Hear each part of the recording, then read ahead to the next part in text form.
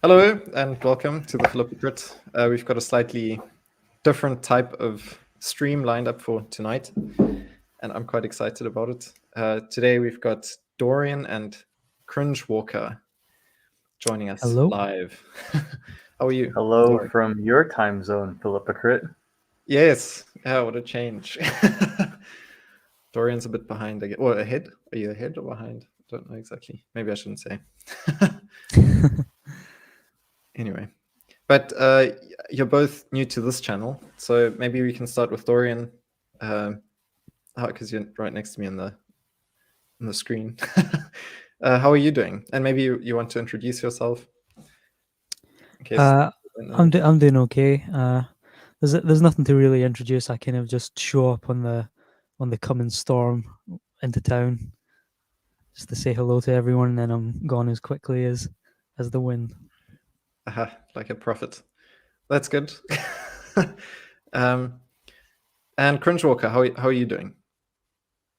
I'm discovering that PhDs don't do a lot with their time, and if I work at my normal pace, I could probably finish this PhD in a year, but somehow I have to make it last 3. Oh my goodness. Yeah, well, that's why you're here, just to waste some time. And at just this moment, we've got another incredible guest. Hello. Arriving. Hello. Hello. How are you doing, Luke? Glad to jump in. Yes, doing great, thanks. Yeah. Yeah, well, that's good. Course. Yeah, so we've got a lot of very high-level guests here today.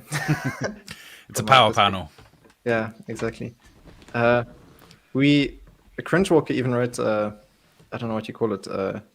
I wanted to say blog, but I've forgotten. Substack. On, yes, exactly, on Daniel today, and that was really good because it gives us kind of a jumping board, I think, to start the discussion, because it also gives us a bit of an idea about who Daniel is and where he is before we get to the text that we want to talk about today. We want to talk about anthropomorphizing God, which is kind of a potentially very contentious topic. But we've chosen to look at the book of Daniel for this because I think in the Old Testament, it's the one that does it the most explicitly. But to begin with, maybe Cringewalker, you could tell us about what you wrote about and how that sets the scene for the text that we're going to discuss today. Well, I didn't know I was going to be here today, so I didn't. This isn't like planned, but Not by us. I've been reading between Revelation and Daniel. Oh, my phone's on. Revelation and Daniel together side by side because they kind of like inherit. Revelation inherits a lot of the prophetic imagery of Daniel. In many ways, Daniel, the Apostle John is in many ways a like Daniel Part 2 to some degree. But I mean, I have. If you want to go off of scholarship, Daniel is how should I describe him? So he's a youth in some kind of nobility in Jerusalem, who during Nebuchadnezzar's conquest of Israel, or more accurately Judah, because Israel became Samaria and was conquered by the Syrians, if I remember correctly. I might be accidentally flipping those two. Daniel's Apocalypse. In many ways, for Jews, the Book of Daniel is their Book of Revelation. But anyway, Daniel was a youth in Jerusalem, in the kingdom of Judah, I believe. Right? Am I confusing Israel and Judah? No, I think you're right. Thank you. Yeah. So Israel has already been conquered by Syrians, the Syrian Empire, or whatever empire is there at the time. Assyrian, I think. And the 10 or 11 tribes of other than Judah have all been essentially destroyed or gone missing in their own exile. What happens to the Samaritans is like Israel becomes Samaria, which is something a lot of people forget. And so the Samaritans in the New Testament are leftovers of Israel, the northern tribes. And I'm getting way too tangential. But anyway. Daniel is captured in Nebuchadnezzar's conquest of Judah, the southern kingdom. He's apparently a youth of some sort. We're not given an age, but we know he's young. He's described as a youth. He has his friends, which seem to have been friends in Jerusalem, and so we get this idea that Daniel's probably like in the court of the king of some kind of like he and his friends are probably like all noble families or something. So in many ways, you can consider these people like the Tory boys of Jerusalem, and and they've just been conquered, and so they're shipped off to from Jerusalem. They're relocated to Babylon, which is near Baghdad, a little bit south from Baghdad. So that's to give you a geographical location. Um, and Daniel is essentially turned into a well, in this time period when you capture a kingdom, the the foreigners, noble families, and sons are essentially conscripted into your court. They're still slaves basically, but they're now like honored slaves. They're like court slaves. Now the usual practice of these kingdoms is that when they become these like elevated slaves, um, it's traditional that they would be emasculated and turned into eunuchs, but we're not. This isn't confirmed in Daniel. We don't know, but Daniel doesn't seem to ever get married or have any relations with women, nor does he ever have a next of kin that's described. All in the Old Testament, we see like next of kin, father, father, father, son, son, son, and Daniel doesn't have this. He's kind of a bit of a dead end. Daniel never leaves Baghdad. Or I say Baghdad. Daniel never leaves Babylon. Um, he lives there for the rest of his days, and even when he can go back to Jerusalem, he chooses not to. It's not stated why. He just kind of finds his place in Babylon's courts and decides that's where he belongs. To this day, Baghdad has a considerable population of Jews, one of the largest communities in the Middle East, other than Israel, outside of Israel. And it's thought that this community of Jews in Baghdad are descendants of the Babylonian Jews from the original exile, along with the other Jews that chose not to go back. Some of them also relocated to Iran, which today they live in places like Tehran and Ishtir. I forget the other city in Iran. But these are essentially like Eastern Jews who choose to stay in the place they've been exiled to. They kind of read Isaiah and others as like, this is where the Lord has planted them. So they're still to this day planting gardens in Babylon, if you will. And perhaps there's a philosophical thought about planting a garden in the city of gardens. Babylon is known as being like the Hanging Gardens, famous for its gardens. And the fact that God tells the exiles to plant a garden in Babylon, I think that has some kind of meaning that I'm still exploring. I don't know. But imagine you're sent to a city known for its gardens, and God tells you, this country that has conquered you, plant a garden in the city of gardens. That's something to meditate on, I think. And that's Daniel. So Daniel, the book of Daniel goes through his life from youth to old age, as he goes through the promotional government ranks. He's basically a Babylonian bugman who gets promoted through the government until he eventually works his way up into being basically a magistrate ruling a region. We're also told we're also told Daniel becomes the leader of the wise men, which seems to have connection to the Magi that we see in the New Testament. Yes, so this is something that I find really interesting. I think it's mentioned explicitly in the chapters leading up to chapter 5, which is what we want to look at, especially that he is turned into one of the Magi, one of the stargazers, basically. Yeah. Of Babylon, and they're like a really important group of people, aren't they, for that time period in terms of the developments and sciences of the empire, which is also something that you mentioned in your yeah, I've written that in a different article, but the Magi are this. They're originally of the Chaldeans, which are perhaps famous. I think they're the same group known as the Chalcedonian Creed. That might be the same group. So the Chaldeans are this group of people that live along the Tigris and Euphrates rivers, and were known for their sciences. And so various empires have conquered them in order to acquire their brains over the eons. Pretty much any empire that rises in the region has always wanted to conquer Chaldeans, because that's like +3 science on the civilization deck. Yeah. And so we're told that Daniel is essentially made their magistrate. He's made into one of them, and so you can imagine he's basically like been told to live amongst these people. Now, the Chaldeans also, if I remember correctly, they speak Aramaic. And so Daniel itself is heavily Aramaic in its text. And so in some ways, the text is proving its own story because it's written in Aramaic. It's kind of like, well, we know this text isn't linguistically the same as the rest of the Old Testament because it clearly comes from a different language group, basically. Aramaic and Hebrew are very similar, but they have significant differences. For example, in Aramaic here, God isn't spoken as either El or Elohim, but rather Elah, which is related to the word Allah in Arabic.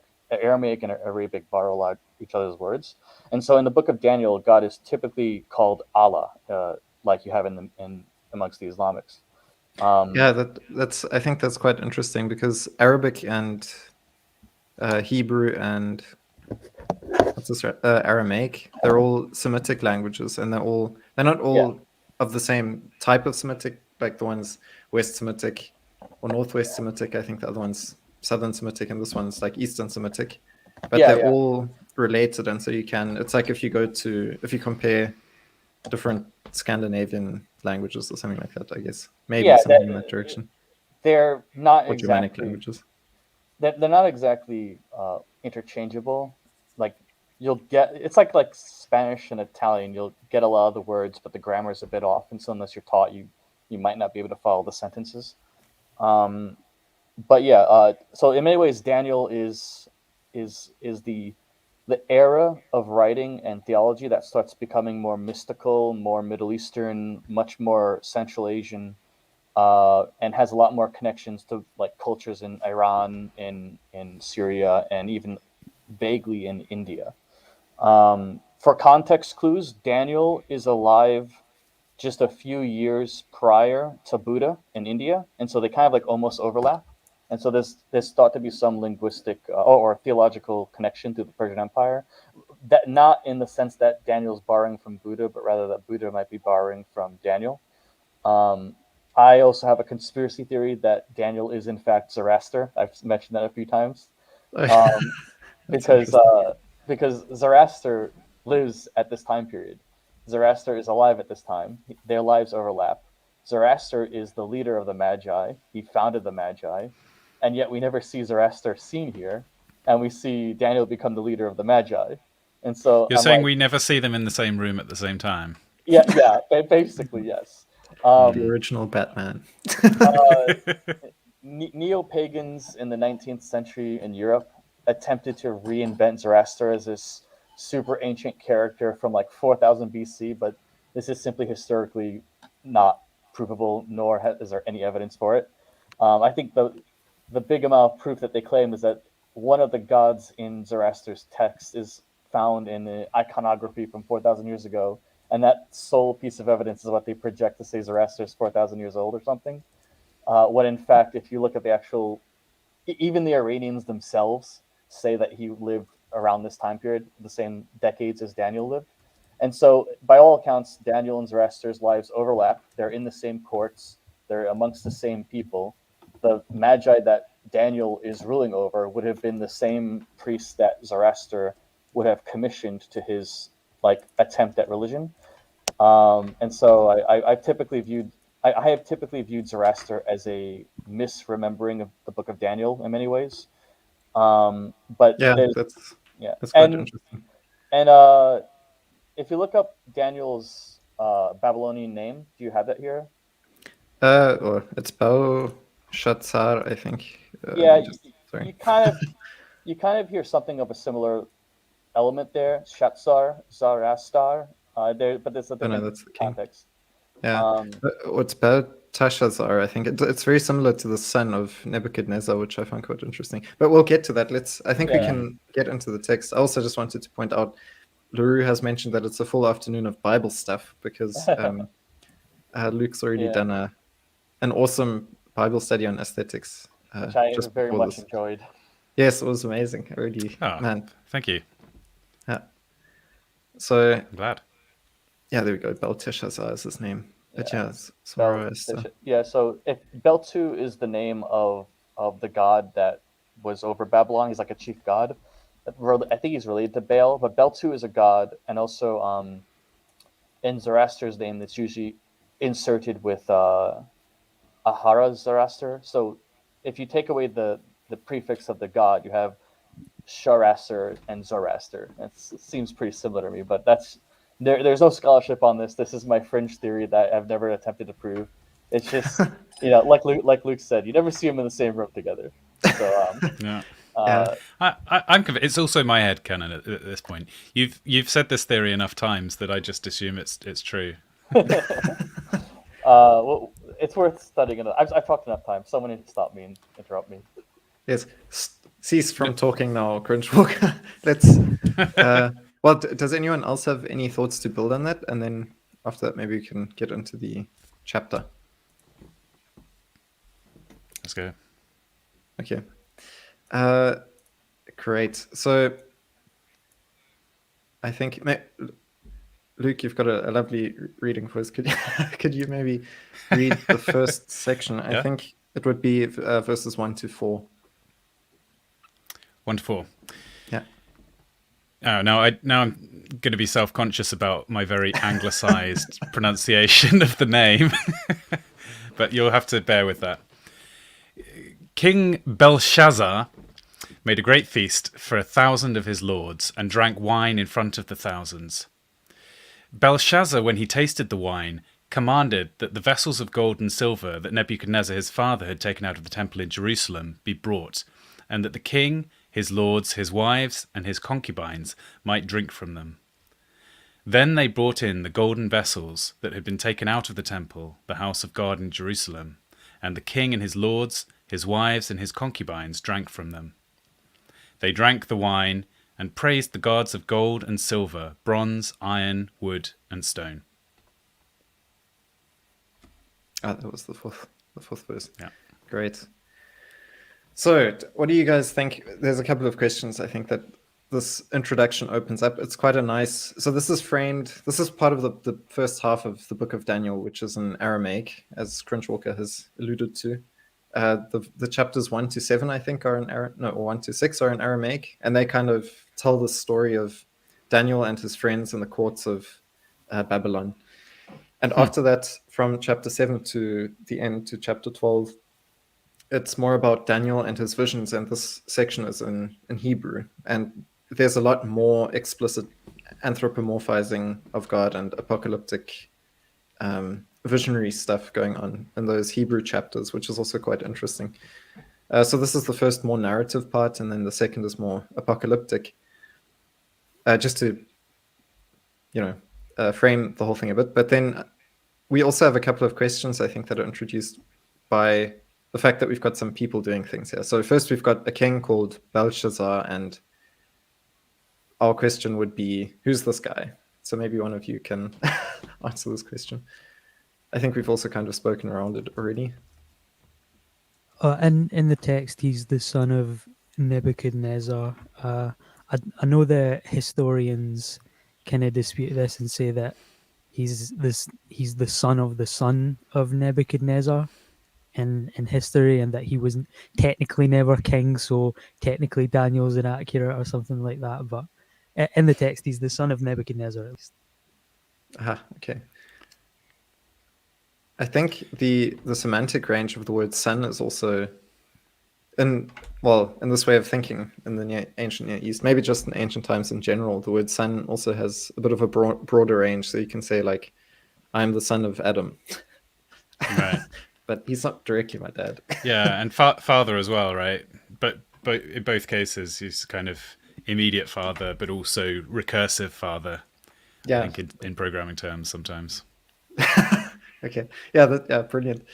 So, so that's Belshazzar and Nebuchadnezzar. I remember the stream that we did on the book of Judith. That was a good stream. Yeah, but he was he was essentially we've canonized him as the Darth Vader of, or was it the Emperor? Yeah. The Emperor of the Bible. That's right. Bad guy. Yeah. So here, Nebuchadnezzar, he came up a couple of times in the stories preceding this one. And in those stories, there's a recurring theme of his pride leading to a point of like dire need, and then at that point God sends in Daniel or his friends to resolve the conflict.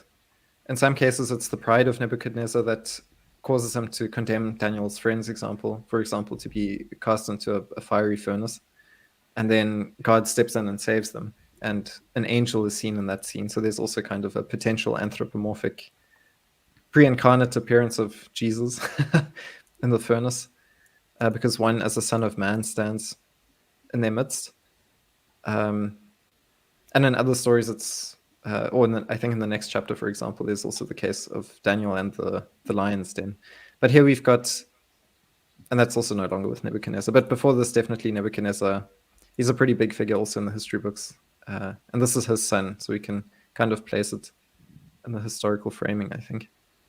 But other than that, we've also got some pretty important artifacts in the narrative of scripture, which are these temple relics that come directly out of Jerusalem. And this is something, I mean, Cringe Walker, you said that there's kind of a motif of planting a garden within the city of gardens. I also think it's quite interesting that Israel is currently in the exile, so they're kind of in a type of wilderness, and they are taking their faith into this wilderness and planting a garden within a wilderness, in a sense, or cultivating the wilderness to become more like a garden, which is also, I think, what maybe one could see in the role that Daniel plays here as a magi. But yeah, I don't know if you guys wanted to comment on the fact that they've got these golden vessels that had been taken out of the temple and so on. There's a certain sense in which they are using the vessels that had been in the temple, but now they're praising the gods of gold and silver and such. So that there's a way in which I think this is meant to be, I would think, seen as a blasphemous act, reappropriating the items that had been used for proper worship, and now they're just having this, feast to their false idolatrous gods. Yeah, and that has a lot of linkage to New Testament times when the temple is again destroyed and the Christians are basically told you must again go into exile into the pagan world. In this case, it was into Rome, west instead of east.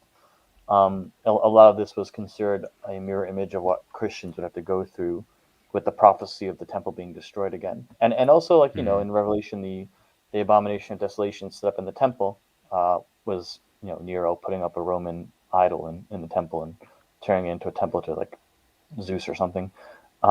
These things repeat, and in many ways, many Christians have viewed Daniel as a shadow of what Christians would experience in the post-Christ era. Similarly, in the way of at this time, the body, if you will, the body of God in some sense, was in the temple, was in its ornaments and the things which were made from stone instead of flesh. But like in the same way, like Christ. Christ wasn't in the temple. Maybe I'm confusing this actually, but like Christ is in the same way devastated and besieged and destroyed, and then his people were scattered. Yeah, there's a lot of similar imagery, I think, in the Book of Judith, or at least of the danger of that, where Judith is kind of like the virgin, or at least the city of Bethulia, for which Judith kind of fights or does her thing. What he's done here is he's taken the golden vessels from God's house and brought them to his house in his palace, and he's using them in a feast which he's dedicating or praising his gods of gold and silver, bronze, iron, wood, and stone. So he thinks that this is like a kind of final nail in the coffin, that he's just kind of perhaps showing to Daniel, that it's completely over. These are never going back. I can just drink out of these cups like it's nothing. But what he sees is that God has writing appear on the wall of his palace. It says opposite the lampstand, so that is perhaps referring to the actual lampstand of the temple as well. And what would be opposite? Would you read this actually, Dorian, and then we can go into a bit more depth with this, I think, because Yeah, spoilers. We haven't heard this bit yet. Come on. No, but I think it's a good bridge to continue. I think from verse 5 to 9 would be good if you'd be willing. All right then. Immediately the fingers of a human hand appeared and wrote on the plaster of the wall of the king's palace opposite the lampstand, and the king saw the hand as it wrote. Then the king's colour changed, and his thoughts alarmed him. His limbs gave way, and his knees knocked together. The king called loudly to bring the enchanters, the Chaldeans, the astrologers. The king declared to the wise men of Babylon, "Whoever reads this writing and shows me its interpretation shall be clothed with purple and have a chain of gold round his neck, and shall be the third ruler of the kingdom." Then all the king's wise men came in, but could not read the writing or make known to the king the interpretation. Then King Belshazzar was greatly alarmed, and his colour changed, and the lords were perplexed. Okay. So yeah, sorry for interrupting, but I think now that we've looked at the text, we've got the narrative in mind a bit more. But I think it was a good direction that you were taking that in with the lampstand. I was reading some of Rashi, one of the most popular rabbis on this, and he also interpreted this immediately as the menorah in the temple. But I don't know if you want to go into that a bit more.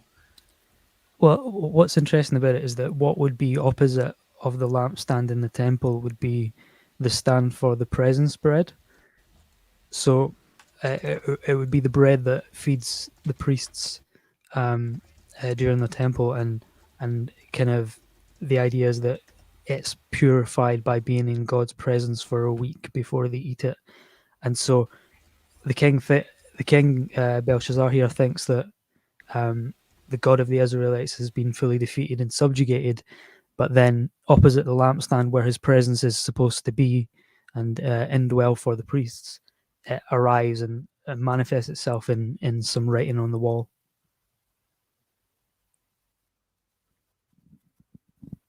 Yeah, I like these descriptions as well. They're so like visceral almost. The king's color changed. You can like really see him turning white. And his thoughts alarmed him, and his limbs gave way, and his knees knocked together, and it's like, well, it's funny how that sentence reads, isn't it? Yeah. Wow. Anyway. It's like giving you all the pieces of what's happening to this guy. It's very There is a visceral. kind of- The first paragraph. Sorry. No, go. You go. I was just going to say there is a kind of Looney Tunes aspect to some of these early chapters. Yes, but I think we have to. I think it is meant to be quite visceral. You know, the first paragraph gives you that kind of horror of these are the precious items from the temple, and it's being used in this lascivious, horrible. You can imagine it being quite an almost orgiastic kind of feast, and then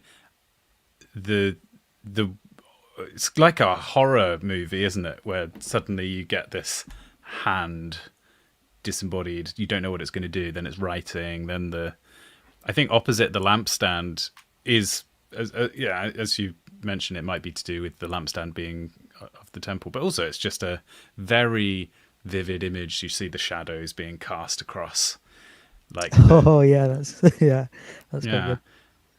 And and as you say, we get this like the king like close up on his face with a shocked expression while he goes white, and then his limbs giving way and his knees knocking together. Bearing in mind that this guy is meant to be the Darth Vader scary character, is like that. I think that makes it even funnier that he's been reduced to a wreck by this spooky hand.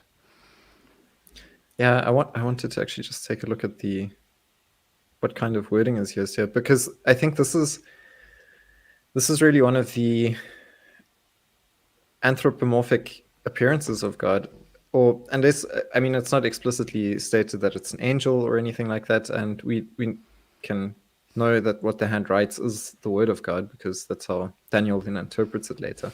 But the way in which it's described here is that this is Aramaic, so I don't really know this as well as I know Hebrew. It's quite different. But it's interesting that the fingers of a hand, firstly, I mean, the fact that God is given a hand is like a big no-no in Judaism and so on. And that's why there are a lot of attempts, I think, in the interpretation literature. I don't think Rashi wrote anything explicitly to this, which I find interesting, which also maybe shows that it's a bit later, the whole attempt to cover up God's anthropomorphic qualities. But they often also then discern between the God who is in heaven and the God who is on earth, and that they're the same God, but it's like he's simultaneously inhabiting both planes. And that there's also some exclamations like that throughout the stories in the Old Testament where someone will exclaim, truly yours is the God of the earth, or something like that. Like, we knew he was the God of heaven, but now we also know that he's the God of the earth. And I think the fact that this is the hand of an Enosh, or Enash as it's called here, the hand of a man, is also quite remarkable in the context of the tradition of the kind of invisible, disincarnate understanding of God that predominates in Judaism. So maybe this is a good time to bring up the question of, is any version of an incarnate God an appearance of Jesus? So, for example, Moses in the burning bush, was that Jesus? Like when you see wrestling between was it Jacob and the mysterious character in Genesis? Is that so? I've heard this perspective that these are all effectively incarnations, and therefore the member of the Trinity is not God the Father. I think there's a book called The Two Powers, and let me see if I can bring it up, because it is, I think it speaks about this, where, I mean, not that anyone's going to read it, but there it is. It exists. I'll judge it by its cover. How about? Yeah, exactly. I'm not making this stuff up, but it's a guy who basically, it's a Jewish scholar who goes through the rabbinic literature, and he basically comes to I think digests the fact that the early Jewish writings do speak about God as if he is at least twofold, if not Trinitarian, in his nature. I've been fascinated in this too. The best example of this I've mentioned on these streams, was in Enoch, which is in the Dead Sea Scrolls. It's like about a century before Jesus. Some rabbi or prophet or someone wrote that the Son of Man was concealed in Yahweh before creation, and so you get the sense of a duality, that like there's this character called the Son of Man who is also co-eternal with Yahweh, and is revealed at some point in the future. And so like at minimum there's two, but if you understand the Holy Spirit in the Old Testament as like a distinct person, there's three. Because it says in Enoch that the Son of Man was hidden in the presence of Yahweh. And the presence is another way of saying spirit. And so you can basically read it as the Son was hidden in the spirit of the Father. And so you have a Trinity there, but that's a bit of a stretch. It's not explicit. But you will find distinction between the Spirit and Yahweh in all throughout the Old Testament, and then eventually also the Son of Man. So those characters, as being distinct beings of heaven, are all in the Old Testament. And the rabbis do tend to view this. In rabbinical literature, it's often called greater and lesser Yahweh. And understood that, like, the angel of the Lord is Yahweh as his like angelic form. Tolkien took some inspiration with this with the Maiar, if you might recall. And so how those proto-Trinitarian views manifested did stir up a lot of debate. It's not right to view Judaism as a single unit that had a consistent like belief block, right? This was one idea amongst a chorus of Judaic thinking in the intertestamental era.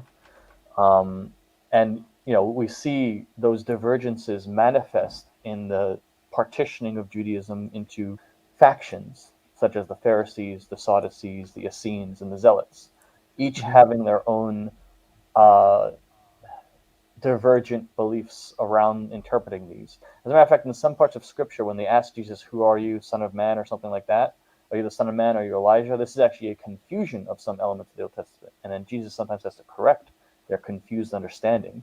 And this is like not as often discussed about what, like, Jesus oftentimes is actually correcting how different factions are interpreting the words of the Old Testament.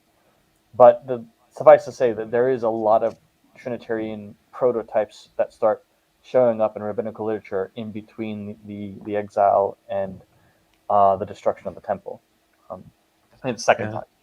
I think there's like a lot of archaeological evidence that shows that the monotheistic way in which the Bible views God isn't really reflected by the archaeology that's found in the Holy Land and so on. But I think that actually reflects a lot more accurately what the Bible does say about the Israelites during the different ages in the Old Testament, because they also kept forgetting who God is and so on, and it was basically almost only the prophets, especially close towards the exile time, that really knew who God is. And Yeah, so Isaiah and Ezekiel are really the first prophets to be revealed this explicitly, and they struggled to explain it. It was very difficult for them to explain how the Son of Man was both Yahweh and also separate from him. This is not a concept the human brain is good at explaining, and you see the first ones revealed this struggle to explain it. It's also worth pointing out that Judaism as a religious system, like, atheists will always be like, they'll find archaeological evidence that the ancient Jews were polytheistic, and be like, "Oh my God, your whole Bible's a lie." But our Old Testament shows that the Jews were indeed polytheistic and punished for it often. And this is something that's very funny to me, because it just proves that the atheist hasn't actually read the Bible, of how often the prophets are criticizing. Shocker. Yeah. What? I didn't hear that. I said shocker I that know, they right? haven't read the Bible.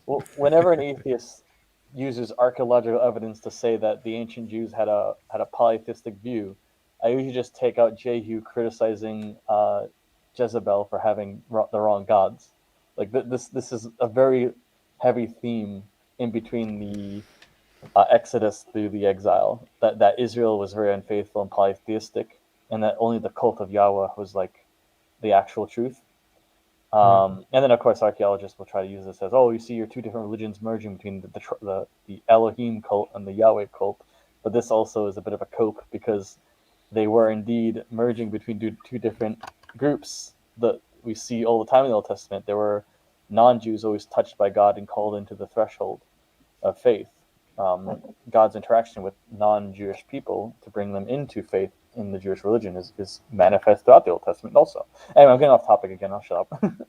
yeah, but well, I don't know. Before the stream started, Dorian was just to get back to this whole thing of the lampstand and the hand behind it. I think there's a lot of imagery that's evoked here, and if you imagine it, and because it also really happened and so on, I think there's just so many layers to this. But the one thing that I had to think about was the fact that this is God who is hidden in his nature, and he's revealing himself, which is something that Dorian brought up before the stream started. The hidden and the revealed God, and how those interact with one another. And I think that's displayed here in the text quite interestingly, because, like Dorian was saying, he's brought the vessels from the temple, so from the house of God in Jerusalem, which is where God wants to dwell, into his own house, and he set them up, and he's kind of like, I think, like Cringe Walker was saying, made a mockery of them.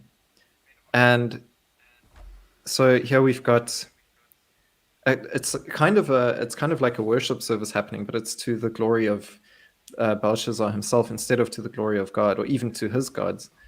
So it's similar to the Tower of Babel story as well. But in contrast to that, then we've got God's revelation of himself to humanity through his law, breaking through like a light into the darkness. And so it's interesting that we've got the lampstand breaking through into this pretty dark scene, because it must have been quite like it was probably kind of like an orgy that they were having there, just in celebration of themselves. And all of a sudden there's this light, and you've got this hand writing on the wall in a language that no one understands, which is very reminiscent of the revelation of God as he reveals himself through his law on the Mount Sinai. And the whole institution of the lampstand in the tabernacle and so on is also a part of the design of the tabernacle, which God gives to Moses in Exodus, which is quite an important text, I think.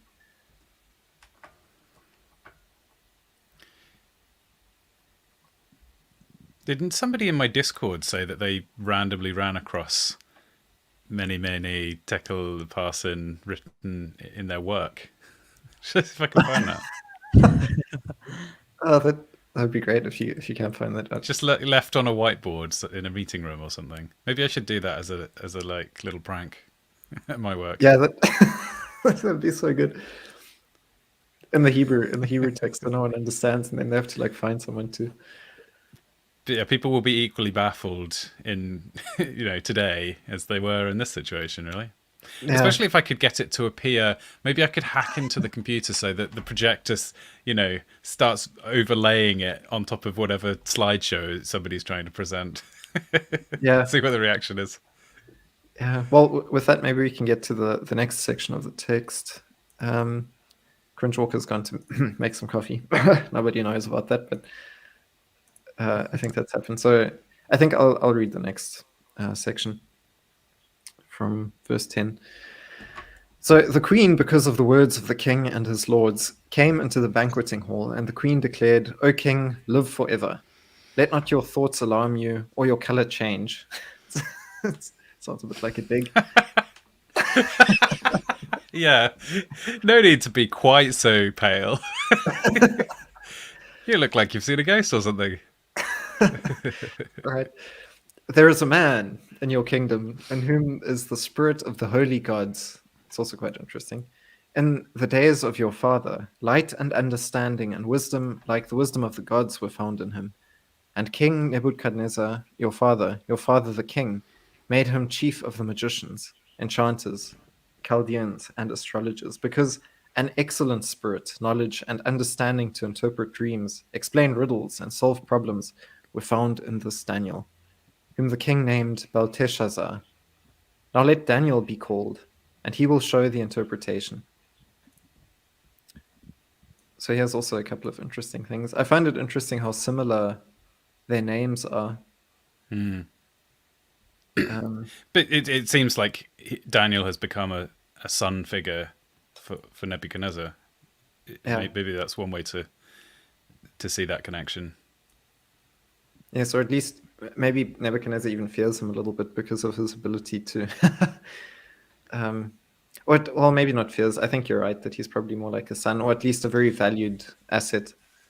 Yes, or possibly a future king, potentially, rather than a son in the kind of close, familial sense, but more like an heir. Yeah. That might be one explanation for the similarity of their names, which is interesting. I don't know. Yeah, exactly. I'm just speculating. I don't really know. Me too. Yes, but this is quite fascinating. The fact that the queen then runs in because of the words of the king and his lords. Now, what were they saying up here? They were saying, whoever reads this writing and shows me its interpretation shall be clothed with purple and have chain of gold around his neck, and shall be the third ruler in the kingdom. So he's probably the second ruler, because his father is the king, as his mother points out and emphasizes quite strongly, in case he'd forgotten it. Yeah. We have to at least mention in passing the similarity between this and the story of Joseph. It seems like this is maybe God's playbook to upset the apple cart, is give the king a dream and then give God's key individual, the interpretation of that dream. It's like a shortcut into God getting, his people into key positions in a nation. Yes, exactly. I think, Dorian, you mentioned something about I don't know if it was the mediation of angels or the hierarchy of angels and so on. And seeing as hierarchies play quite an important role here, we've got language of kings and people that have been promoted to be the chief of. Oops, I've accidentally clicked the wrong button. The chief of the scientists. No, sorry, chief of the magicians, enchanters, and Chaldeans and astrologers. Would you want to get into that here? Sure. Well, as far as what Jesus says in the Gospels, he tells the apostles that he speaks to them plainly, but he speaks to others in parables. And why he does this. We see the same thing happening here with how God communicates to Daniel versus how he communicates to Nebuchadnezzar and then his son.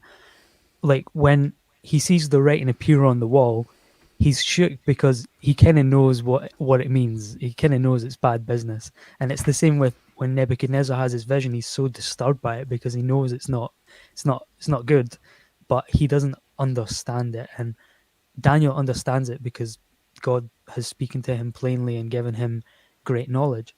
And so Daniel comes along to interpret it for him. He's this kind of like pre-apostolic figure, you could say.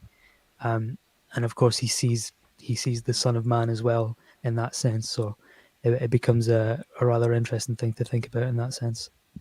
Yeah, I think to circle back to what you were saying, Luke, about Joseph, I think that's also really important because there's a couple of figures. Also, Samson is also one of these figures. Struggling to remember if there were. Solomon is definitely also one that stand out in the narrative within which they become important because of their wisdom. And a really important part of wisdom is interpretation of dreams, for one, but it's also explanation of riddles, which is interesting, and solving problems and so on. And when one sees that, I think throughout, I mean, maybe you can speak a bit more about that throughout Proverbs and Ecclesiastes, with which you've been working quite a lot in recent times. Yes, well, I guess one puzzle that I've been mulling over is how much is the interpretation of these things down to hard work and study, and how much is it just the meaning is supernaturally revealed to you? Because it seems like in those accounts that you're talking about, it is a sort of the answer comes to them in a supernatural way. But then I suppose all of our understanding of Scripture, even after great study, is still nonetheless reliant on God's enabling. I think you see this when very intelligent people with great comprehension abilities find it absolutely impossible to engage with Scripture, even at a basic level. So, yeah, I don't know. There was a slightly tangential to your question, which was about the significance of the ability to interpret dreams. I don't know that I would want to encourage people to be going after the interpretation of dreams. Isn't that the Freud book on interpretation of dreams? I think we should be cautious in trying to read too much symbology into our own dreams. But I feel like it is possible that God might give you an interpretation of a dream that's clearly a vision, or even a vision like whilst you're awake, but you just get like a strong sense over you. You know, I think when God acts, He often does so with clear visions, and you see like, you know, Abraham gets very obvious communication from God. Mary and Joseph do. I don't think it's a tricky thing when you get a message from God where you're going, was it God? Was it not? 50-50. Better pray about it. It seems to me it's always pretty obvious to the people who are involved. Like, oh yeah, the presence of God is more real than my normal life. Here's a question. Has anyone in the Bible ever interpreted their own dream? Oh, that's a good question. Joseph's own dreams, maybe? Are they ever no? Is it ever documented someone interpreting their own dream? Well, Saint Paul, I think, when he gets the dream to go to Achaia, was that, I can't remember where he was called to, but he sees a vision of a man calling to him, and then he's like, oh, okay, I need to go there. And he doesn't have much difficulty with that. And he ends up discussing it with people, right? Yeah, that him? Was that him interpreting it, or was the man he was sent to find interpreting the dream? Oh. This is something Also, that I think. Oh, sorry, go on. I was going to say, I think the point you're about to make reminds me a bit of in 1 Corinthians, where it seems to suggest that if somebody's got a word of prophecy, somebody else ought to be there to interpret. Yeah. This is something that perhaps goes over most of late Christian history's heads. I don't think there are any. I can't. I might be wrong, but I'm pretty sure at no point in time does anybody interpret their own dreams and visions. It's always through someone else, and that inherent community that's required to interpret. Like, I think that's a really interesting safeguard against pride, basically, or arrogance, or any kind of like that. Like, I'm not entirely sure there are any examples of people interpreting their own dreams. Even when someone has a vision in the Old and New Testament, if no one's there, there's usually an angel who interprets it for them. I don't think at any point does anybody ever interpret their own vision or dream. And then this, if I'm right, then this is vitally important, because all the time you have these cult leaders that have a vision and try and interpret it themselves, or like, how many churches claim to have been started by a vision by the pastor, and then like it all goes to hell. I think this is something that gets over that escapes the wisdom of many people. I don't want to say it's like a law or a rule, but I'm pretty sure God does not want you interpreting your own dreams and visions, only those of others. Yeah. I don't know. I was also thinking along similar lines to these, that Joseph does know what it means. He's like, "Oh, in my dream, you were all worshiping me." Mm-hmm. Yeah. But I do find it interesting. I also had to think of that passage in 1 Corinthians where prophecy is spoken about. But it is an interesting point that usually it's through interaction with other people, through the communion of the saints, that the faith is sort of brought more fully to expression. Mm-hmm. I just wanted to, as a devout Lutheran, say I disagree with you, Skinny. But anyway, that's fine. You do see like within the book of Daniel, it is kind of coming from the top down, these interpretations. So Daniel explains to the king, but when Daniel has a vision, it's explained by the angels and then by the Son.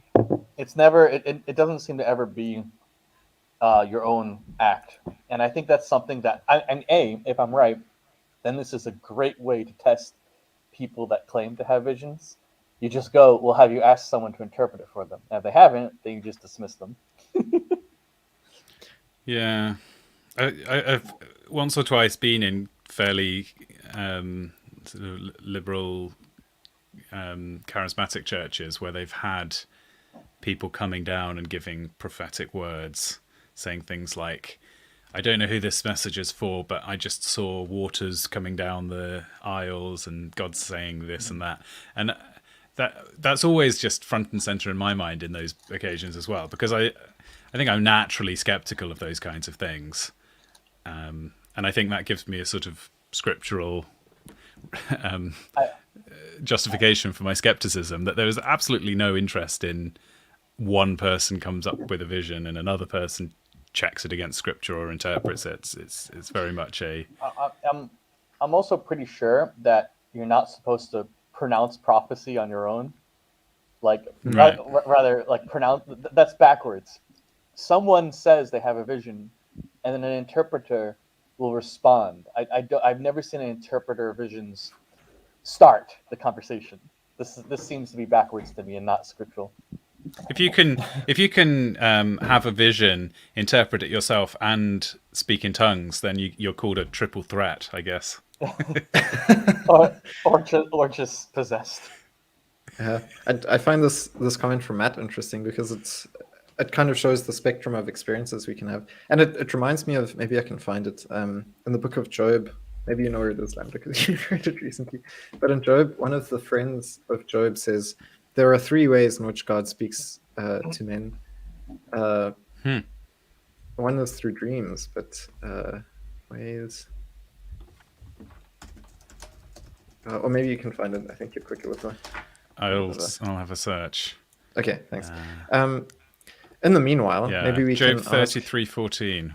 Oh, okay. Yeah, then it's. Could you? No. For God speaks. Sorry. Yeah, no. Carry on with what you were doing. I need the next verse. Okay, keep going. Well, if you've got it there, then you could read it to us. Maybe I don't know if I want to look it up over here. Okay. Yeah. So Job 33 verse 14. For God does speak, now one way, now another, though no one perceives it. In a dream, in a vision of the night, when deep sleep falls on people and as they slumber in their beds, he may speak in their ears and terrify them with warnings, to turn them from wrongdoing and keep them from pride, to preserve them from the pit, their lives from perishing by the sword. So that's worth saying that's part of Elihu's message to Job, and therefore not necessarily correct, I think. The friend who God calls all 3 of them fools. Yeah, well, I actually quite like Elihu from the end, because his name firstly means he is my God or something. Yeah. Or he is my God. It would be. I was hoping to be able to gerrymander it into he is God, because then you've got like this guy called he is God standing in the room mediating the conversation, because he also acts kind of like a bridge between Job's last complaint and God's appearance. He's the one who's this little pipsqueak who was watching them all talking the whole time, and then is like, I know I'm only little, but can I say something? Yeah. Yeah, he is a bit like that, but I think he speaks most truly of them all. And I think, even though, I mean, they all kind of make a lot of theological sense, even though they're wrong, because of the fact that they're using their theology to be Pharisees instead of to I don't know, to acknowledge Job's righteousness and the affliction of Satan that happens despite righteousness or something like that. So I think they do make a lot of interesting and good points in their wisdom, despite the fact that they're wrong. But I think my point is just that I heard Reverend Fisk speak about dreams once as though they belong to the first article of the creed. Again, so they belong to creation, and as a result, there's something within creation that one can engage with constructively, I think. But they don't trump the revelation of Scripture. And that's always this tension that we find ourselves in. Like, you can also try to divine things from just your everyday life and so on. We actually do. Like, we try to figure out what the weather will be like tomorrow.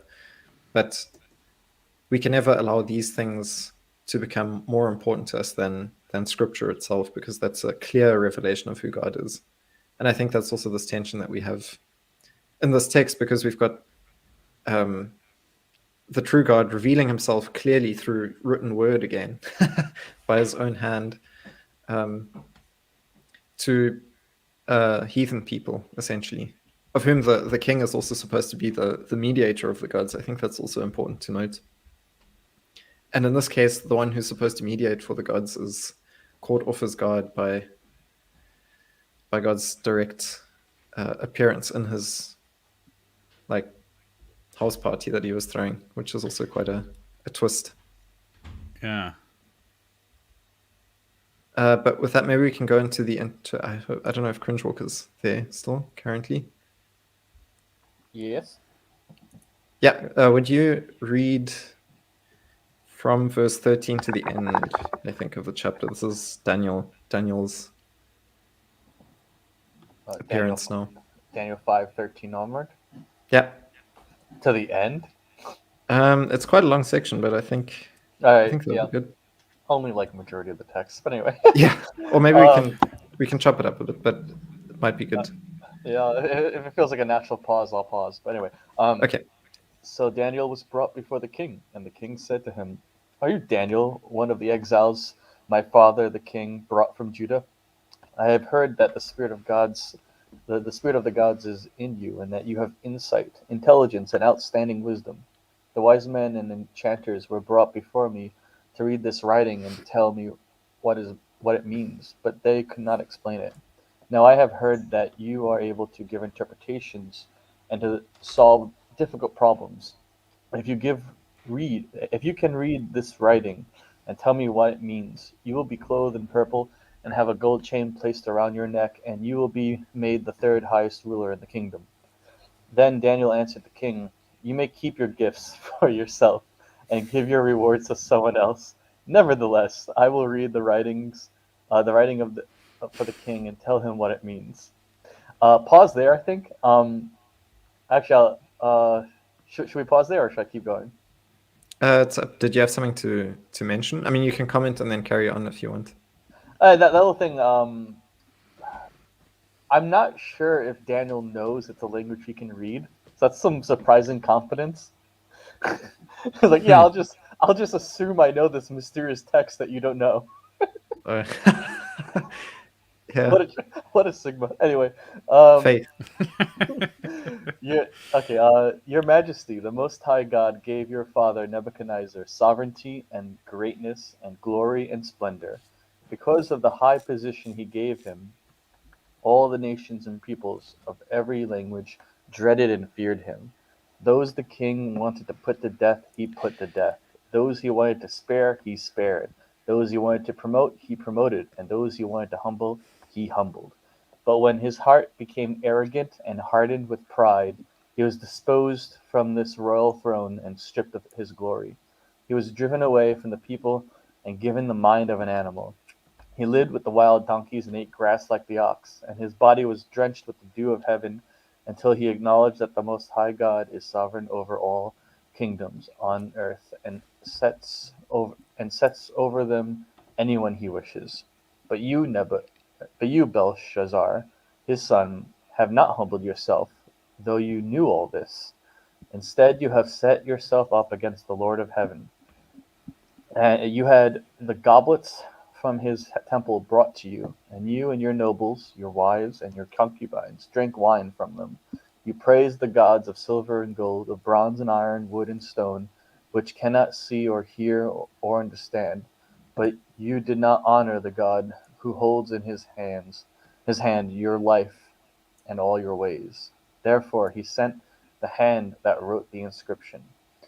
This is the inscription. Oh, do you want to stop there? I just wanted to comment that it's just occurred to me that this is what we should have responded to the paganers, the pagans who wanted to debate us before. This is much better than the response that we came up with. I don't remember this. I might have missed this, but anyway. There was a bit of back and forth between the pagans and the Christians, and I feel like this message from Daniel is pretty strong. This is the inscription that was written: Mene Mene Tekel Parsin. Here is what these words mean. Mene, God has numbered the days of your reign and brought it to an end. Tekel, you have been weighed in the scales and found wanting. Paris, your kingdom is divided and given to the Medes and the Persians. Then at Belshazzar's command, Daniel was clothed in purple, a gold chain was placed around his neck, and he was proclaimed the third highest ruler in the kingdom. That very night, Belshazzar, king of the Babylonians, was slain, and Darius the Mede took over the kingdom at the age of 62. Yeah. Anybody who's Am I right that that's in Aramaic? Mene mene tekel parsin. I believe it is. yes, yeah, So they Yes, have a maybe. word. They have a word for your kingdom is divided and given to the Medes and Persians. It's a very efficient language. I think I think it might be like many sounds like it means death or something. So It's- what I'm told is that this is like a declining amount of money. So a many was equivalent to 60 shekels, a tekel was equivalent to a shekel, and parson was half a shekel. And Ah. and apparently what Daniel is doing is he's reading them as verbs. So many means like numbered. Mm-hmm. Uh, uh, tekel as like a shekel means weight, because it's the standard weight, right? Mm-hmm. And so and And then parson divided in half. parson is divided because it's half a shekel, and That's awesome. that's how he interprets it. And apparently when you add it up, you have a many 60, a shekel for one, and then like I think it's like two halves. It's like parson, so it's like two half shekels. It adds up to 62, which is the age of Darius when he conquers the kingdom. So oh, I like that. That's quite cool. God's an excellent accountant. Yeah, well, he's got to keep those ledgers clean with the blood of the lamb. I've also Not with been. our- I was reading a footnotes, and it says Peres, which it means divided. Also, obviously, is related to the word Persia. So it's That's quite interesting. Yeah, so here's a couple of examples where the Hebrew equivalent of the word is used in Ezekiel, for example. You have 1/6 of an. So here it's also just used in the measuring of certain things. And it's also used in Kings, but maybe that's not so interesting. But it's used in other places of the Bible for those that are interested. Also to measure currency. Here we go. Manim of gold. which it's interesting because these are words common to the Jews and the Chaldeans rather. Sorry, and so they would have known what these words meant. They just couldn't understand, like, what do these three words related to money indicate. So when it's said that they couldn't understand them, I don't think it's that they couldn't read them, but rather that they couldn't interpret it. Although I have been told by someone that because the you know the Hebrew script you see here, the square script, right? Yes, yeah, this. The Or square script over here. the square script is related to Babylonian, and so there's similarity, but it could have been written in the pre-exile alphabet, I see. which would have been more closer to like Greek or something, and so he might not have been able to understand those letters. Maybe I don't know this because this is Aramaic. So this the script that the Hebrews use in the this Hebrew Bible that they have here. The script is Aramaic script. So this is the script of the exile that the Jews then took over Yeah. to continue copying their texts. And so this, at least that, I mean, maybe they adopted it from the Israelites, and then the Israelites took it back. Who knows what the what the circulation is? Aramaic and Hebrew have, I think they're all the same alphabet, aren't they? Well, not the Proto-Hebrew. I think that's what you were referring to. Like the Aramaic can be sometimes written in pre-exile Proto-Hebrew. Yeah. We just lost Luke, I think. No. Moment of silence. I'm trying to figure. So, like, if all these people speak in this square script, like the Babylonians also use an alphabet similar to this. What you see here, like a square script. The square script family, like the Hebrews adapted this from the Babylonians, if I remember correctly. Originally, they were using the more Phoenician style script, but it could be that it was just written in a different alphabet rather than the words were different. I don't know for sure though. That's a theory I've heard. Yeah, I mean, it doesn't say explicitly. It's just that they don't understand it. So it could be a Yeah. combination of things. But I think that's pretty interesting. That here, at least, it's written in Aramaic, which is the common language of, of Babylon at the time, I think, and it's also probably written in that. I mean, according to this text, it's Aramaic, so they should be understanding it, but they don't. So maybe it is like you were saying, the fact that they don't understand how this relates to them. Yeah. Or maybe it was written in the Proto-Hebrew script, and it was God saying, "I am the God of the Israelites." It's a bit You need them. confusing. Like Aramaic is a language, not an alphabet, if I remember correctly. Aramaic is Yeah. a language. Hebrew Yes, is a language. Babylonian is a language, but all of them also have their own alphabets, and some of them in history have like chosen different alphabets to adopt.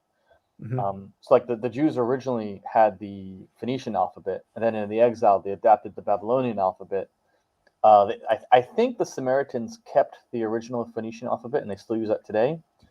And of course, the Babylonians themselves eventually adopted the Arabic alphabet, which is derived from this alphabet you see here, but in a very different way.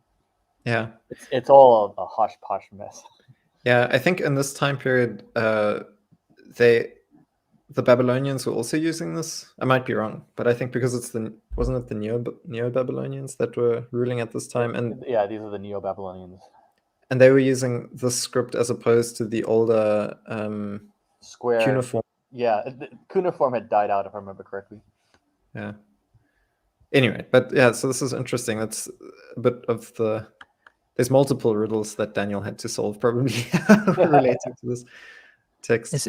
It's interesting that Job was brought up earlier because it's all about the hubris of trying to understand God's will, and as we said earlier, the king kind of knows what it means. You know, he can read the language, like we said, and he knows it's not a good thing. You know, he's seeing like maybe he does understand that it's like a declining amount of money. It is an image of decline, but he doesn't really understand like what's the context. What does this mean? He doesn't understand it, and so he offers a reward for someone to help him understand it. Probably because he thinks that it can help him if he understands it, but that's not how God's will works, and that's explained to us in Job as like, well, how's it going to help you if you understand, even if you could understand? Because it simply will happen. There's nothing that you can do about it. And apparently this passage is where the phrase "the writings on the wall" comes from as well. Yep. Yep. Yeah. So it's kind of quite evocative in that sense. Johnny Cash's song is my favorite use of that phrase. Nice. Yeah. Anyway, so we've had up to where did we get with the reading? Because this is obviously the heart of the text in a sense, is Daniel's interpretation of this text finally. So that something that before was foreign and external to us now is applied to us, and we can make it our own and learn from it. Or at least that's what Belshazzar has to do. Oh, we did finish it. Did we finish reading the whole? Yep, you had me read. Yes, we did. Yeah. Okay. Thanks. Sorry, I'm a bit forgetful. It is interesting that like both Belshazzar does try to humble himself in some sense, but he's still killed that same night. Yeah, he gave the command to. I also find this really interesting because here, this is also one of the ways in which Daniel really fascinates me, the whole book in general, because it speaks a lot, as you also, I mean, kind of inherently describe in your Substack, Grinchwalker, the power, the sort of power dynamics that exist within the world all the time. Like there's constantly this power struggle and these hierarchies that are constructing and deconstructing one another in the attempt to like gain power for themselves. Or there's people that want to be the mediators of the powers because that means they are powerful. And that's also how kingship is understood in the ancient world. And I think it's true. I think if you are someone who rules or who's been entrusted with a lot of responsibility and so on, you are mediating powers essentially. But the true king of the powers is the God of gods, the King of kings, who's the revealed God in Jesus Christ explicitly as well. And we can see here, like Daniel, he doesn't really, throughout the book, he doesn't really get affected by anything, even when he's directly attacked, as what we could see in the next chapter. Yeah, I've always wondered why he wasn't at the fire pit with his friends. That's always been Yeah. something what where's Daniel in that chapter? I don't know. Yeah, yeah, it's interesting. Gives them a bit of a time to shine. But who knows, maybe he was on some important official business, or maybe he was sick or something. I don't think it's mentioned. But it is interesting that but even they in their faith aren't touched by even direct attacks on their person, like they're thrown into a furnace. And the guys who are heating up the furnace die because the fire is so hot. But the friends of Daniel, they don't get affected, and they're standing in the midst of it. And then there's this angel who is like a son of man who stands among them. I don't remember what chapter it is actually, but that might be quite nice to look at just to compare. Presumably, it's because they have the burning bush. They have the Spirit of God in them. That's an interesting. Lambda's gone already, but Luke, he was the one to bring up the whole angelomorphic Christology question earlier on, and I think that's something that Daniel brings up in a very explicit way, which I've said often enough. Yeah, it's interesting that you mention like the king is the mediator as well, because you kind of have a Hebrew wordplay on that. So the word for angel in Hebrew is melech, which just means messenger. But without the Aleph. without the markings added by the vowel points added by the Masoretes, it can also be read as malak, which means king. So the king is the mediator, and you see for example in Ezekiel 28, that's the basis of a pretty major wordplay between an angel and a king, for the prophecy of the king of Tyre. You shouldn't be looking at all of my bookmarks and things, but where was that? Ezekiel 28? Yeah. Did you say? Okay. Here's Bible Gateway. Yeah. But is this the one where there's two different leaders, like the prince and the angel? Yeah, first of all, you have the ruler or the prince of Tyre, which is it's really just kind of like a chieftain. It kind of means that word. And then the second, after the prophecy, you have a passage of a lament, and there's a lot of argument about this. Some people say it's referring to the same ruler, and that the passage is just metaphorical about it referring to an angel. Others say that it's referring to an angel, like a fallen angel. But you see in verse 12, it says, "Take up a lament concerning the king of Tyre." So the word there is malak, but without the markings, it can also be read as malek, which would be the messenger, the angel of Tyre.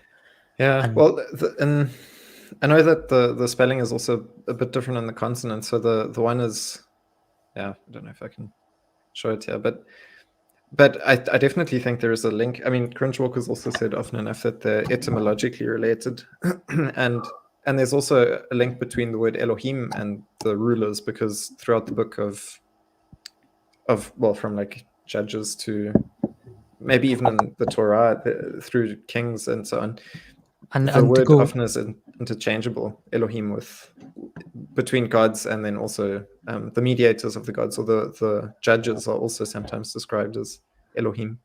Yeah, and to go back to Daniel later on when he's speaking to the King of Man in Daniel 10, you see he speaks of fighting against the prince of Persia, and then Michael is one of the chief princes, and he comes to fight the prince of Persia. So clearly there, it's an angel is also a ruler. Yes, the word, this is also an interesting word. I think it's the word that's at the root of the name Sarah. The word is Sar, and Michael is called one, and then there's also the Sar of the, I mean, you can also look it up, of the kingdom of Persia. And then, Michael, who's one of the chief princes. He's also mentioned in Daniel 12, I think. Yeah, it's funny how like there are actual angelic forces that rule over these lands. Who is the angel of Persia? It said. Just let's go back there quickly. He's not named. He's just the Prince of Persia. Yeah. Oh, so and Michael was fighting him. Yeah, Michael. It says the Son of Man was contending with him for 21 days, I think it is, and then Michael comes to relieve him, and he's fighting against him. Yeah, so it's probably seen. Yeah, the prince of the kingdom of Persia withstood me 21 days, but Michael, one of the chief princes, came to help me, for I was left there with the kings of Persia. With the kings of Persia, that's also quite interesting. Yeah, well, as you saw earlier, Persia constitutes multiple people groups. Persia is not a people; it's a land area. The Persian land area includes Medes and some Chaldeans, I think, and all kinds of Aryans and folks like that. Just all kinds of different people groups. But by the way, I put in the private chat an image of the size of this empire. It's worth showing the audience just how huge this spiritual force was covering. Ta-da! that is quite massive. Yeah. The fact that here we go. Here we've got the Parthians and the Medes. I think this is also the same. This is essentially the Persians, isn't it? The Parthians. Yeah. It's basically Afghanistan to Egypt, like just enormous. Yeah, that's crazy. It's also nice to, if one opens it up in like Google Maps. No, sorry, it's Iran nowadays. And this is like where some of the oldest Christian churches are, which is also quite nice. Probably Armenia, rather. Yeah, Armenia as well, but Persia also has some really old. The whole mountain range, Georgia, Azerbaijan, Iran, those are some of the oldest Christian communities too. Yeah, here we go.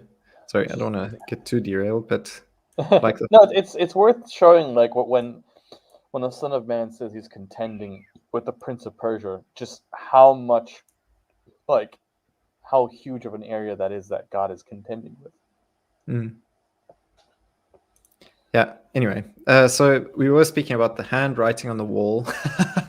And I think the sort of the central thing that one can take out of this is that God who is hidden in his essence still reveals who he is in his essence through the works that he does, which is also what we have in Romans 8. Maybe we can look that up to end it off. It's Romans 1 from verse 18.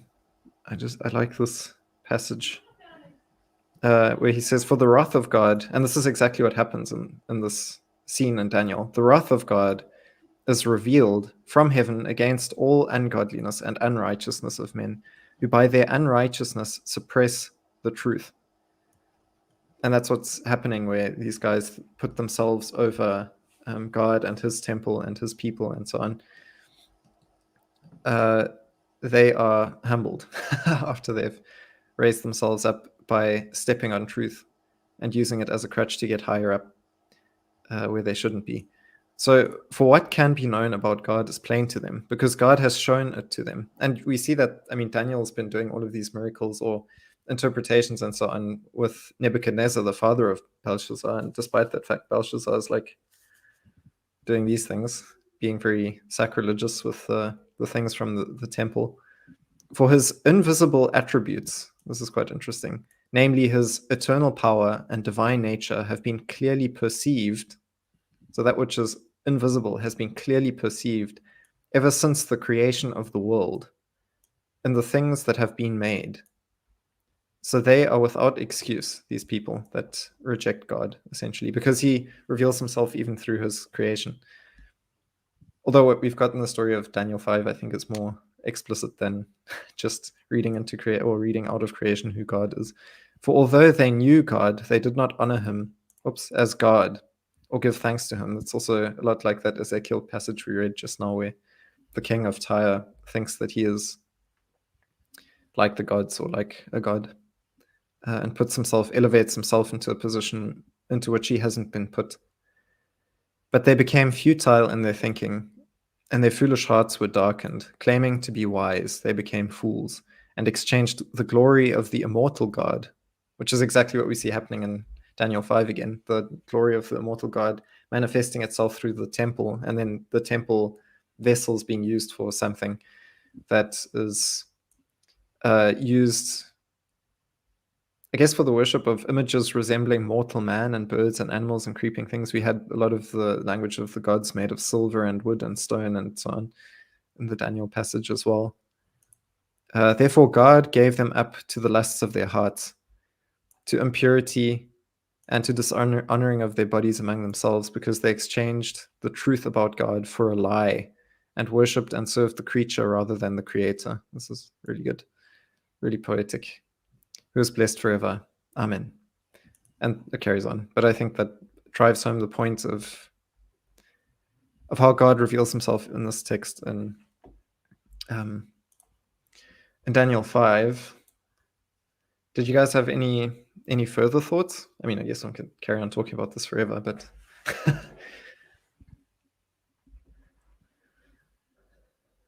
but we don't probably shouldn't do that. I just a random thought. We see here that there are certain spiritual forces that rule in the presence of worldly forces. We also see that these forces can contend with each other, though we're not told necessarily that they ever conquer each other. Indeed, we see that empires oftentimes have multiple of these spiritual thrones operating behind them to keep them together. And so the question has to be asked, are these forces connected to geographical regions or people groups? Because this is going to be more of a bit of like a fringe thought, basically. But one wonders if when Europeans colonized the world, did they bring those spiritual forces with them, or did they inherit the spiritual forces they found in those places they took, and what that would do to the church as it came to interact with these things? Because I always use the example of how the Christian missionaries in Mexico were able to use the Aztec concept of eating someone to absorb their nature to talk about the Eucharist and bring Christ to them. And so we see here the spiritual practices of a foreign country being used to explain the true practices of Christ in the church through the Eucharist. And so in many ways, did Mexico in essentially overthrow its spiritual headship, or was there a changing of the guard? Or whether was there a changing of the guard, or was there a conversion of the guard? It's never explicitly said what happens to angels, so it seems like they're damned forever, so it would probably be a changing of the guard. But why is it that some remnant of what was there stays when the guards are changed for angelic forces of God? These are just thoughts to go over. Yes, powers and principalities are what they're often summed up as. It's said in Jude that they're bound in chains of gloomy darkness. So they're still there, but they're kind of constrained until the day of judgment. And it's interesting also what you say about, are these principalities, these princes, the Prince of Egypt or the Prince of Persia, are they? I said the Prince of Egypt. Sorry, I've been Stay thinking too much tuned for about the next Trump. movie night. Maybe Yeah. I'll vote for Prince of Egypt. I was like wondering, although the C.S. Lewis movie thing would also be, that's an advert for Lambda Discord, Lambda Bible Studies Discord movie Well, nights. Anyway, stay tuned anyway. But it's interesting what you say about, is it related to the physical geographical region, or is it to the people? In Deuteronomy 32, it says that when God divided the nations, he set the borders according to the number of the sons of God. And if we take sons of God to indeed refer to the angels, it would seem that those nations at the Tower of Babel, probably because it's when the nations are being divided, are having these princes appointed over the top of them. But obviously borders do change, so it does seem to be a people thing. Yeah, As, yeah, as I tended to agree with that because, but on those terms, then this is kind of metaphysical, but like, did we bring our spiritual fallen forces that were enchained when our nations converted with us to other places, or did we further enchain those places we found. Just a thought. Yeah, it's interesting. I've been wondering about the geography of like spiritual forces and so on as well, and maybe the anthropology of it a bit, because I think it's also something about humans that we've got like sacred artifacts like the Word of God. I mean, I would say as Lutheran who constantly touts sola scriptura, and who thinks that even a high ecclesiology or a high church kind of approach to liturgical expression of the faith is created by the word, not by people that are keepers of the word or something. I think it's created through the people by the word himself, who has been entrusted into our care by the Holy Spirit, and so on.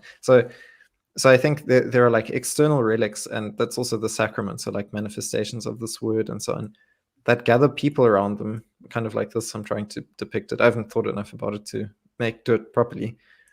And so you've got like the true religion.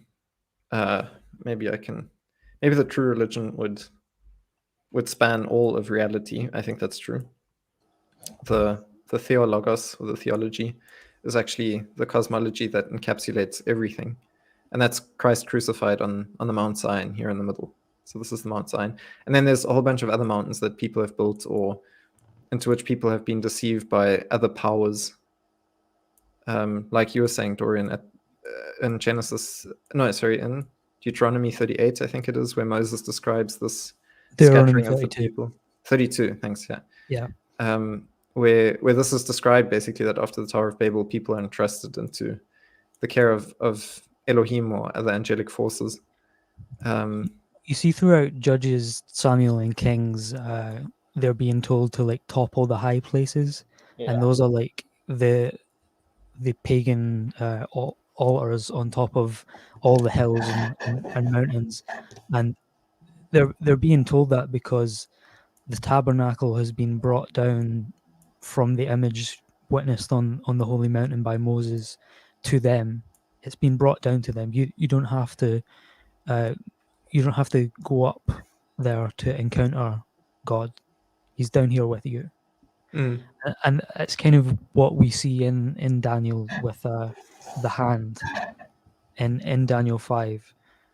So if we do indeed agree that that hand is the hand of the Son of Man, you see later on when Daniel encounters him, like him and his companions all fall away to nothingness. He collapses on the ground unconscious, but he's touched by the hand, and then he's awake.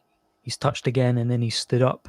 His mouth is touched, and then he can speak. So it's very much that hand is the logos. It's the animating principle of all things that he's being touched by, and it's that would appear to be writing on the wall.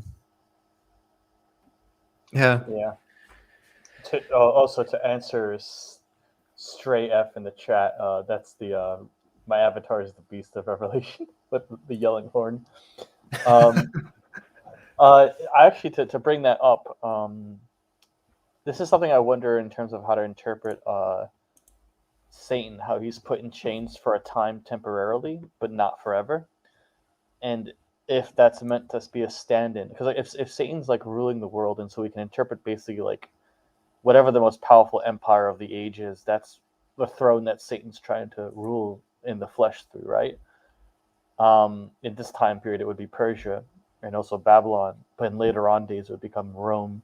We understand then the explanation of Revelation and the chaining of Satan very well may be the conversion of the Roman Empire for a time, but not forever, which we see playing out today. Yeah, it's definitely interesting. But I think this thing of we as humans always participate in heavenly realities it means that we by nature participate in spiritual beings and what they do. And so we're always participating in the warfare that's taking place in heaven as it's described. And it also means that, you know, when we do pray for our kings, it's probably also saying to pray in the spiritual sense as well as the physical sense. So like Don't just pray for who your president or prime minister is. Also pray for whatever spiritual force is behind them that may need to be rechained and brought back into dominion of Christ. Yeah, I think that's pretty good. I think with that we can call it. Do you guys have anything that you still want to show or say, get off your hearts? Read my Substack. Put in the chat, Yeah. I guess. Yes, yeah. I can. Probably find. Oh, you have it. All right. No, I don't have it. Yeah, but I can also look at to look on the. I was reading it on my phone. Oh, nice. Where did you? I'll just grab it real quick. Yeah, that would be easier.